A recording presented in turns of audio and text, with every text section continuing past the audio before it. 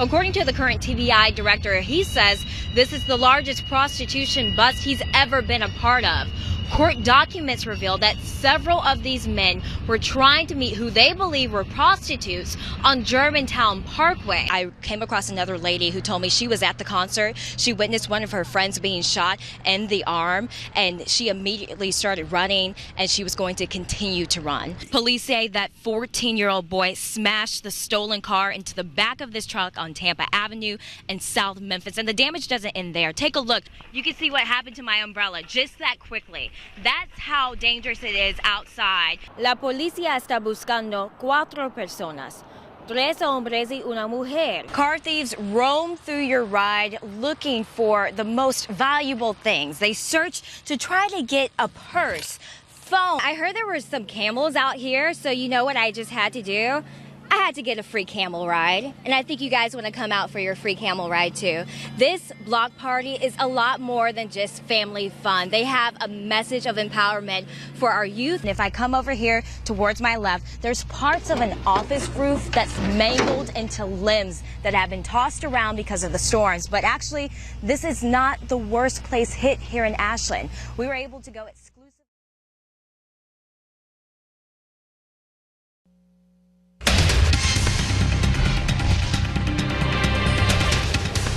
Well, torn grass and mud outline where that gunman took off before pulling out his weapon and flag. Just take a look at it right now. There were some workers out here earlier today to get things cleaned up.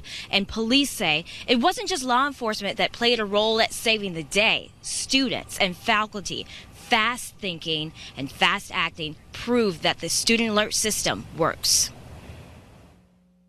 Get in, get in, everybody in. Arkansas State University students took off sprinting for safety after the administration warned of an armed man on campus.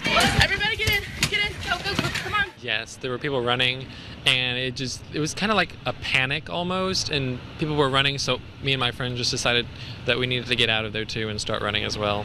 School leaders say around 1:35 Thursday afternoon, they received reports of a gunman in front of the student union. Minutes later, they sent students a text message that the campus was on lockdown.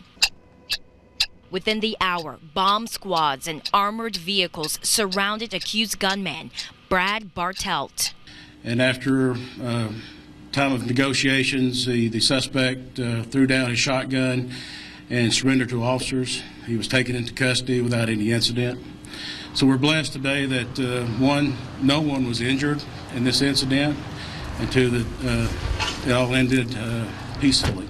Amanda Conity says in her classroom, they closed the blinds, locked the doors, and remained inside just as they were trained. My other friend Jackie, she just held my hand the whole time. Students say it's a close call in a small town when the country is already grieving lives lost from the San Bernardino attacks.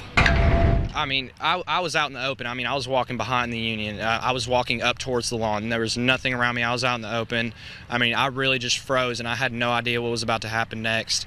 And thankfully, there was a officer parked right by the post office off to the side, and then I just heard him start yelling, and he told me what to do and where to go. According to school administrators, their finals will be held next week, and the campus is set to be open as regular tomorrow. Reporting live at Arkansas State University, Felicia Bolton, WMC Action News 5.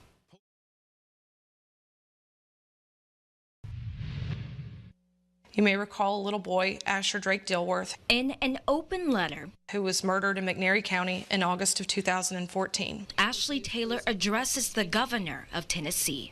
Asher died in my arms. She's pleading for Governor Haslam's help at getting swift justice in the murder case of her child. We've been waiting for a year and a half to have a trial to see justice for the brutal murder of my son. I feel like for unknown reasons, people are dragging their feet. I miss you.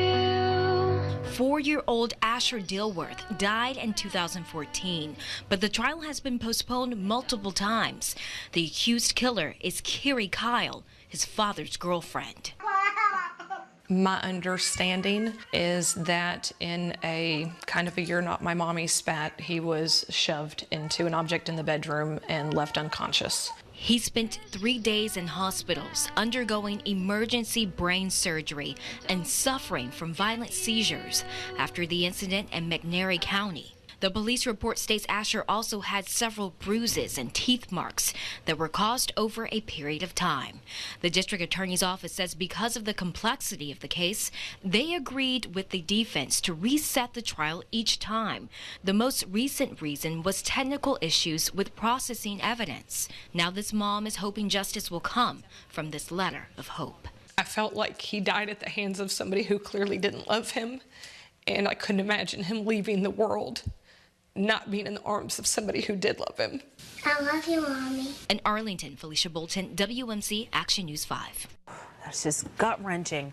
District Attorney General Mike Donovan released this statement. This is an important and complicated first-degree murder case involving a child victim. We have routinely and completely communicated the victim's family at every critical stage of the prosecution. We are moving forward as expeditiously as possible while at the same time guaranteeing due process of law for the defendant and the state, end quote. The mother says that she hasn't received a response on the letter from the governor's office so far. The trial for Kiri Kyle is set for June 27th. Out of dire necessity, Memphis mom Jessica Johnson Peterson says she made the Warren Apartments her home for 7 years on Section 8. People had sewage bagging up in their sinks and toilets. The apartment complex is 50+ years old. The pipes are decaying. Residents documented the years of damage they say management neglected to fix. Leaking, molding ceilings and walls, windows falling apart, floors on the verge of caving in, and more. It was infested with roaches and different critters like mice and birds. That was a big thing. Last year, the Department of Housing and Urban Development cut Section 8 contracts from the Warren and Tulane apartments after a federal investigation into the owners of the properties. Global Ministries Foundation revealed deplorable conditions and millions of dollars in federal funds unaccounted for. In February, HUD ordered Global Ministries to find new homes for its residents. But when new receivers took over the apartment complexes last month, Shelby County Environmental Court documents reveal rent rolls, leasing files, and unit keys kept in extremely poor conditions, making relocation efforts extremely difficult. The rent roll had significant errors, listing residents still occupying units when in fact they had moved out. Residents listed as residing in one particular unit when in fact they resided elsewhere. And the lease files were scattered throughout the leasing office. Jessica Johnson Peterson says she and hundreds more families are still in limbo. That may be because the Johnson Petersons' first choice was to move to public housing here at Foot Homes in downtown Memphis, but Foot Homes is set for demolition later this month.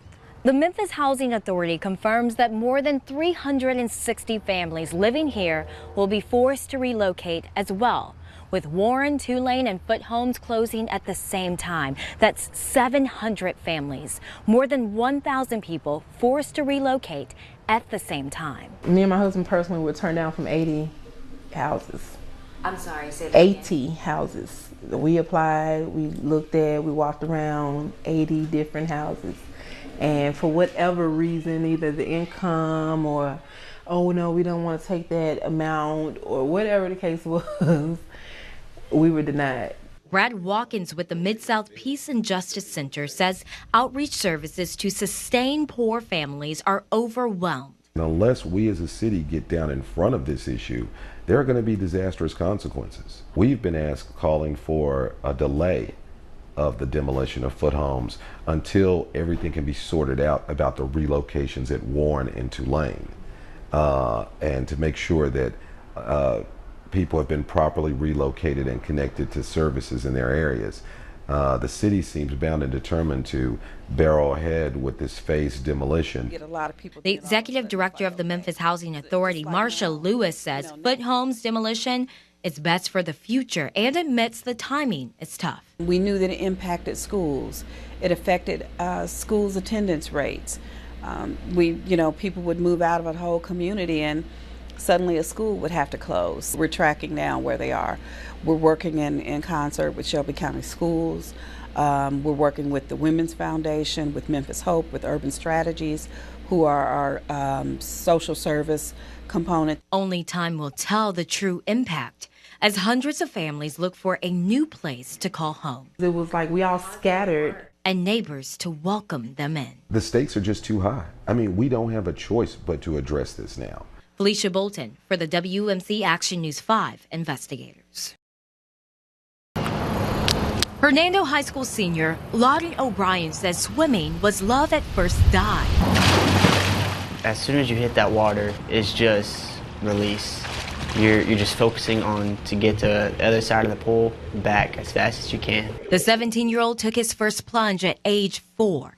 By the 8th grade, he was swimming competitively. His speeds were lightning fast with excitement about his potential building at each swim meet. Now, simply jumping in at the DeSoto Athletic Club is a feat in and of itself.